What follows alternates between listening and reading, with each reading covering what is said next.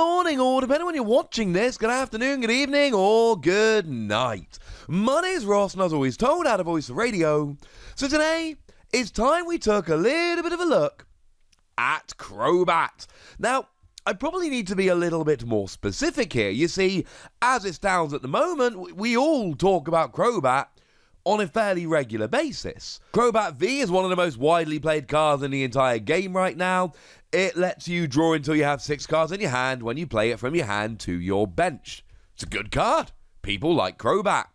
But you see, there's a Crobat we've had for a little while now, ever since Unbroken Bonds, that we've not really been talking about, that we've not really been given its due, and I think it's maybe about time that we did. So let's have a gander, shall we? Now, this particular Crobat, like I said, is the one that came around in Unbroken Bonds. It's got a retreat cost of 0, which is always a nice, handy little bonus. It has a resistance to fighting, which we like because there's fighting around at the moment. And it's got a weakness to lightning, which sounds bad, but things like Pikachu and Zekrom and Raichu and Alolan Raichu are going to get one-hit KOs anyway, so it's not actually something that bothers me all that much. And you are a psychic Pokemon, which means you're hitting weakness on stuff like Mewtwo and Mew, so, you know, sounds alright to me. But you see, the reason we want to talk about this, the reason why this ends up looking really rather interesting indeed, is because it's got the ridiculous ability Sound Veil. When you play this Pokemon from your hand to evolve one of your Pokemon during your turn, you may prevent all effects of your opponent's attacks, including damage, done to this Pokemon until the end of your opponent's next turn. So basically, when you evolve up into Crobat, you get absolute immunity for an entire turn. There's an entire turn where your opponent just can't touch you.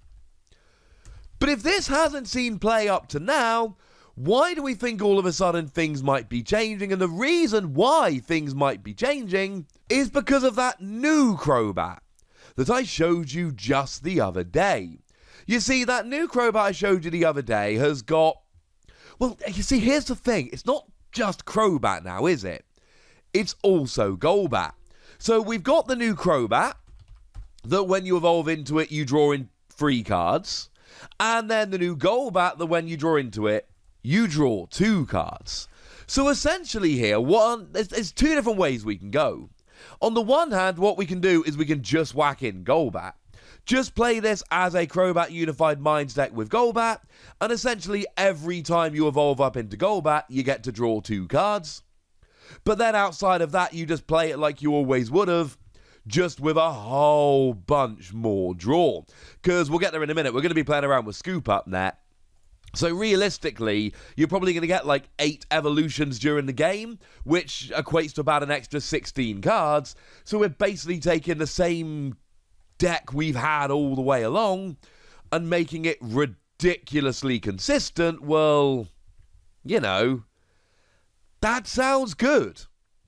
Taking a deck that was, you know, not great but had a load of potential, and then magically making it hyper consistent, that seems like the kind of thing that we can probably get a little bit excited about. But of course you do have the option here of then dropping in a couple of the other Crobat. Now honestly, I think a 3-1 split here would be fine.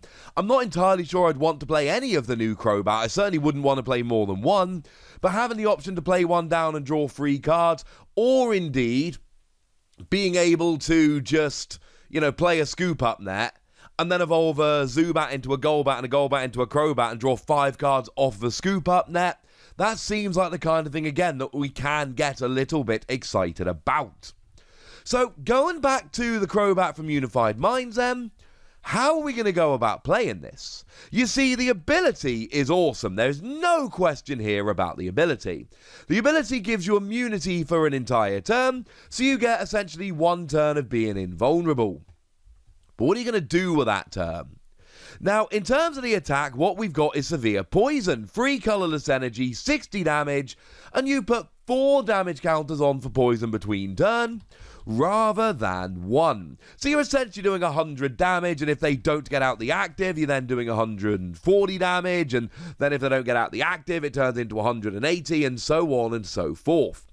So basically what we want to do here is try and stick our opponent in the active, and we want to try and make sure that they are taking as much poison damage as possible. So in terms of a stadium card here, you've got to be thinking Galamine. Galamine increases the retreat cost of both active Pokemon by 2 colorless energy. Now, you're going to be mucking about with Scoop Up Net here to try and reuse your Crobat, so you're not going to worry too much about Galamine. You do get rid of your free retreat, which is a bit sad, but I think you can probably weather it better than your opponent. Plus, you can always play more switching cards. You'll be fine. You can get around it. But hopefully, it basically takes your opponent out of being able to retreat. So now if they can't retreat, what are they left with? They're left with switching. Well, switching will work sometimes, but switching isn't going to work all the time, because they're not always going to have switching cards. And if they don't have switching cards, then they're going to be stuck in the active, they are going to take extra poison damage, and that is going to be, frankly, hilarious. Yay! In terms of poison damage, I mean, really, this one's fairly obvious to anyone that's been following the game in the Sword and Shield era, but it's Toxicroak. You want the Toxicroak from Sword and Shield that puts 2 extra damage counters on poison Pokemon between turns. Or during checkup, as they now say it, although getting rid of between turns is still weird to me and I'm not sure I love it. So essentially what we've got here is you do 60 damage, but you then do 60 with poison. And then you do another 60 with poison. And then you do another 60 with poison. And that is, of course, assuming you've only got 1 Toxicroak. You may have more than 1 Toxicroak. And if you've got more than 1 Toxicroak, then maybe it's 80 with poison, or 100 with poison. I mean, if you can get all 4 Toxicroak out, and let's be clear, you're asking a lot at this stage, but bearing in mind you've got a lot of draw power with the Golbat, if you get all 4 of them out, then you're actually doing 120 damage for poison between turns. 40 for Crobat's attack, add 80, or 4 damage counters, add 8. That's 12 damage counters between turns, at which point you're basically doing 180 with your attack, and at that stage you are rolling. 180 will KO a lot. It will even KO something like a Crobat V for 2 prizes or a Dedenne for 2 prizes. But then if your opponent can't get out the active, and again, Galamine should be in play here, then all of a sudden, your opponent's taking another 12 damage counters. And the thing is, you shouldn't need to be playing your own Crobat, Dedenne, etc., because your Golbats and Crobats, maybe, will be giving you everything you need. And even if your opponent switches, you're putting your opponent in a really awkward situation, because they're having to switch out of this awkward poison every turn, but they've also got to try and get your bench, because that's what they're going to be doing, right? They're going to be going after your bench. If they're playing Fione, that is going to be a pretty hard counter, and that is going to suck, because you would have to evolve up 2 Crobat, so they both had immunity so that you could switch from one to the other with Fione, but then you're using 2 of your 4 Crobat abilities in one go. It's not going to work. Fione would be a hard counter to this. That would suck. Outside of that, they've basically got boss's orders. And every turn they boss's orders, yeah, fine, they'll get around your Crobat, but they've only got so many boss's orders. And because you're playing around with drawing with Golbat and all here, why don't we play something like Koga's Trap? Now, it's not a supporter card that sees a huge amount of play, but it's one that I'm kind of a fan of as a really annoying supporter. Now, it confuses and poisons. Poison is irrelevant because you'll be doing it with this. But you can confuse them, or you can play Yellhorn to confuse. Interesting thing about Yellhorn, of course, is you've got free retreat, which will be ruined with Galamine, remember. But if you can get out the active, or you can play it before a Scoop Up Net, then you confuse your opponent, and then if they don't switch, they've got a boss's orders and hope they flip heads on confusion just to get a KO. Stops them just boss's ordering every turn. And then, of course, you use Scoop Up Net. And what Scoop Up Net does is it resets the ability. So you evolve using Sound Veil, and your opponent, unfortunately, doesn't have a way to attack you, so they don't attack. And then you Scoop Up Net, and hopefully you've got a Zubat and a Golbat on the bench.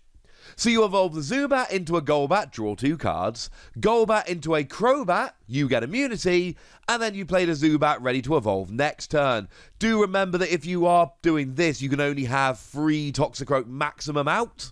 And this is your ideal situation, incidentally. You want 3 Toxicroak, and then you want a Zubat, Golbat, Crobat, so you can then scoop up net, and a Zubat gets benched.